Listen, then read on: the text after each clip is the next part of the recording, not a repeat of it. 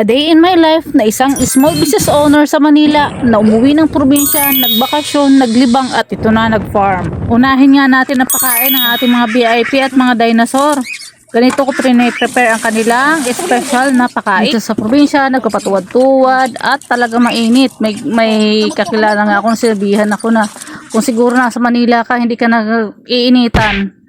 Sabi ko okay lang naman na mainitan o magpatuwad-tuwad basta healthy pa tayo at ang ating ginagawa ay pangdagdag lang naman, kabisihan. Siyempre, hindi lahat ng panahon, hindi lahat ng pagkakataon ay maayos ang ating mga negosyo. Kailangan natin mag-back up hanggat maaga. Naisipan ko nga na magnegosyo talaga or magpanibagong business na haharapin dahil nga sa panahon ngayon, hindi na natin alam kung ano mangyayari sa mundo. Ang taas na ng mga bilihin, ang taas ng gasolina. Sabi nga nila, ang totoong mayaman ay hindi yung kung ano yung kaya mong bilhin, kundi kung ano yung meron ka sa inyong bakuran o sa iyong bahay, kung anong stock na meron ka. Or yung tinatawag na food security or sustainable living na kahit anong rate ng dollar sa peso, magtaas man ang gasolina, hindi ka masyadong maapektuhan kasi meron kang naimbak na, kagaya yan. Kung halimbawa pagka nagkataon, hindi na namin kailangan bumili ng karne kasi meron na kaming mga alaga. Hindi na namin kailangan bumili ng itlog kasi meron kaming itlog na. Kahit magkano pa yan sa market, hindi kami masyadong maapektuhan ng pagtaas ng presyo. Ganun yung naging mindset ko, kaya ako sinimulan ang ganito. Pinapakain ko nga dito ang aking mga dinosaur na mga makukulit. Itong aking Rhode Island Red na mga manok. Ito ay aking pinapalaki para maging breeder or aking mga at pwedeng maging meat consumption. Tapusin na nga natin ang pagkain sa ating mga alaga. Itong ating mga tropang maliliit nandito lang at inaantay tayo na matapos na at bigyan sila ng pagkain. Ayan o, mga nag-aantay na mga tropang maliliit. Pupuntahan natin itong mga tropang medyo malalaki. Itong ating mga Muscovy duck na ang lalambing. Malalambing itong mga alagang ito. At talagang sunod-sunuran sila kung nasaan ako. Para bang nanay nila. Ang nagustuhan ko nga dito sa mga Muscovy duck na ito ay hindi sila sakitin. Madali lang silang alagaan. Ang cute nila. Ang sisipag din nila mangitlog. May mga alaga na ako ng Muscovy na nangingitlog na. At ang cute talaga ng result ng mga alaga. Natutuwa nga ako sa mga ito at parang mga aso na talagang tuwang-tuwa sila kapag nakita ako. Pero hindi ko talaga lulukuhin ang sarili ko. Tuwang-tuwa lang talaga yan mga yan dahil may dala-dala akong pagkain. Gusto nila na lagi silang kumakain. Itong aking lalo na itong mga VIP ko na mga itik. Ay nako, bawal kang malate kahit isang minuto. At kapag na-late ka ng pakain, nako, ang ingay nito hanggang kabilang barangay talagang ingay. Alam niyo ba kung bakit close kami ng mga ito?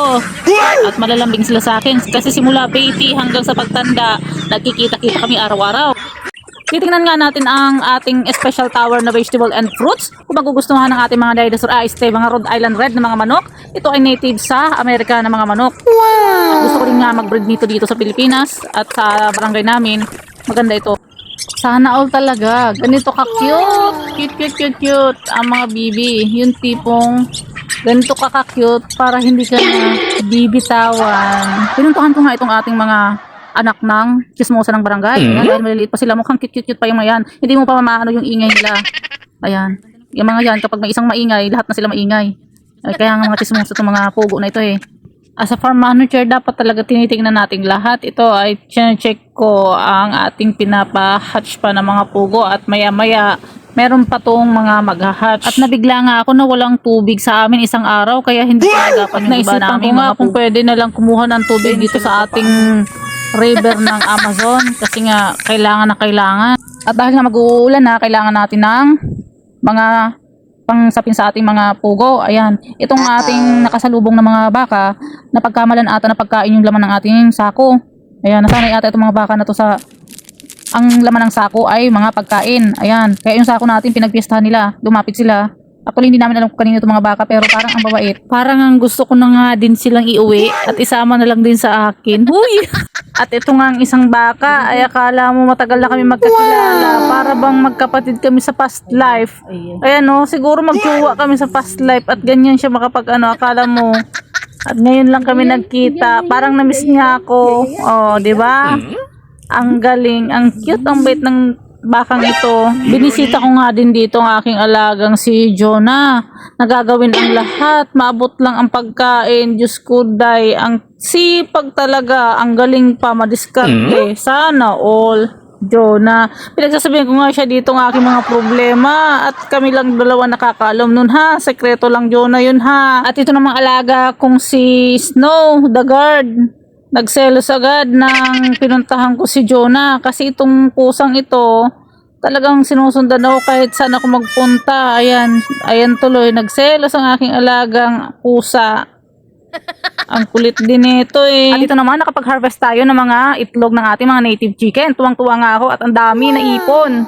Yan, ang sarap sa pakiramdam na nakakapag-harvest talaga. Ibang pakiramdam.